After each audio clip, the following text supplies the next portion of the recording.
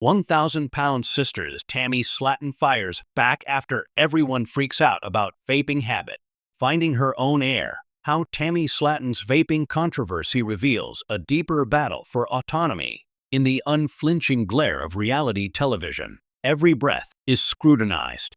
For Tammy Slaton, a star of TLC's hit series 1,000-Pound Sisters, breathing itself has been a hard-won victory. After years of life-threatening obesity, a tracheostomy, and the constant hum of oxygen machines, her dramatic weight loss transformation was a story of resilience that captivated millions.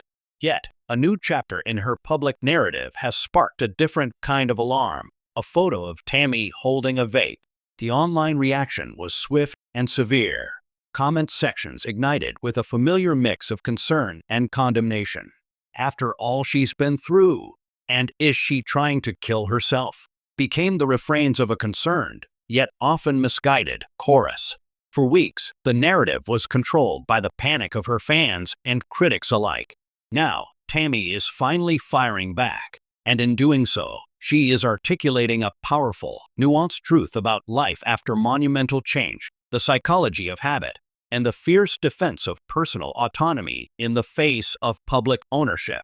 "I'm not a lab rat," Tammy's rebuttal. In an exclusive and candid conversation, Tammy Slaton addresses the vaping frenzy with a weary but firm resolve. Everyone freaks out. She begins, a hint of defiance in her voice. They see the vape, and they see the old Tammy, the one who was on death's door. They don't see the woman who has lost hundreds of pounds, who can walk without a scooter, who can breathe without a trach.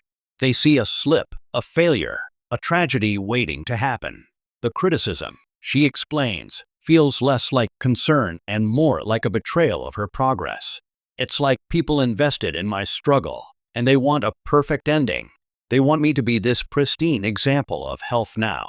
But I'm a human being. This journey isn't linear, and it's sure as hell not over. Tammy's response cuts to the heart of a peculiar phenomenon faced by public figures, especially those on transformative health journeys: the audience's sense of ownership.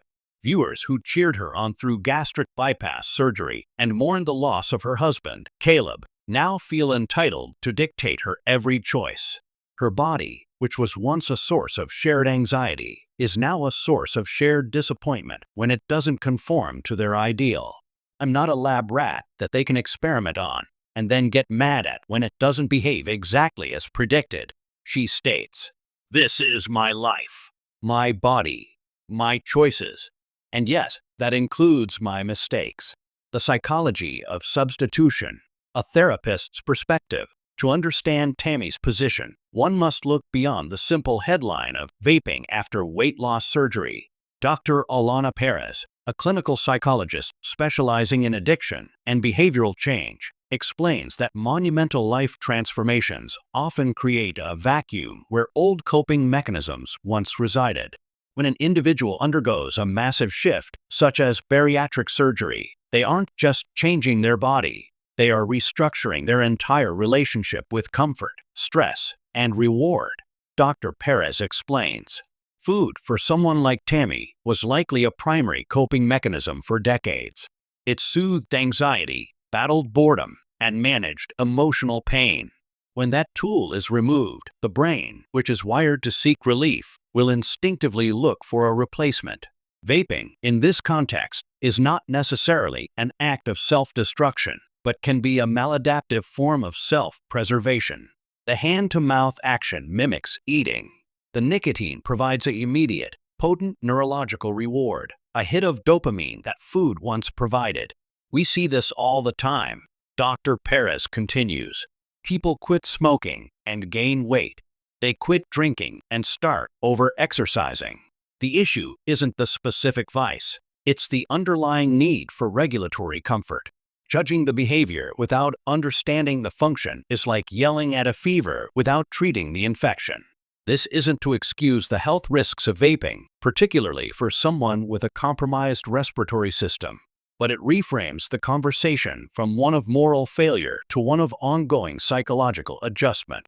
Tammy isn't failing at health. She is navigating the complex, messy aftermath of a seismic life change. A history of breath and control. Tammy's entire public life has been a battle for air, both literal and metaphorical. For years, her obesity restricted her lung capacity, leading to the need for an oxygen tank. A respiratory infection nearly killed her, resulting in a tracheostomy. The image of Tammy struggling to breathe, dependent on machines, is seared into the memory of every 1,000-pound Sisters viewer.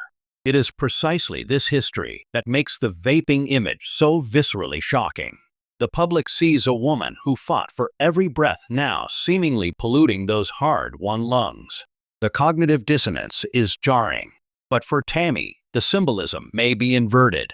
The oxygen tube was a tether, a constant, visible reminder of her imprisonment within her own body. It was a symbol of sickness, of dependency, of a life on hold. The vape, paradoxically, might represent a different kind of symbol, one of choice. It is an act she controls, not one imposed upon her by medical necessity. It is, in its own flawed way, an assertion of a freedom she never had before. She is no longer the woman gasping for life in a hospital bed. She is a woman making her own decisions, for better or worse. And that distinction is everything. The family dynamic, a mirror of public opinion. The show itself has previewed this conflict. The Slaton family's dynamic is built on a foundation of brutal honesty and enabling love, often at the same time. On screen, her sister Amy and brother Chris have never shied away from voicing their concerns about her habits. The vaping issue, while not yet a central plot point, fits a familiar pattern. A source close to the family confirms that the topic has been a point of private contention. They're worried, of course they are, the source shares. But they've also learned that lecturing Tammy doesn't work. She has to come to these conclusions herself. They're trying to walk the line between showing concern and respecting that she's a grown woman who has proven she can overcome incredible odds. This internal family struggle mirrors the public one. It's the eternal question of how to love someone who engages in behavior you perceive as harmful. Do you intervene aggressively, risking the relationship? Or do you offer support and trust in their ability to navigate their own path? Beyond the vape, the larger conversation about acceptable recovery. The firestorm over Tammy's vaping habit opens a larger conversation about our societal expectations for people in recovery from anything. We demand pristine narratives. We want the addict to never crave again, the obese person to forever relish kale and quinoa, the depressed person to be perpetually grateful for their medication. When these individuals reveal the messy, imperfect reality of lifelong change, a moment of weakness, a substitute vice, a bad day, we feel cheated. Our narrative is disrupted. We label it a relapse or a failure, rather than what it often is, a part of the process. Tammy Slaton's firing back is a rebellion against this suffocating script. "I've done the hard part," she says, her voice gaining strength. "I changed my life when most people thought it was impossible. I know vaping isn't good for me. I'm not an idiot, but I am also not going to pretend that I'm perfect now. This is real. I'm still working on me. And if people can't handle that, then maybe they were never really rooting for me. They were just rooting for a story."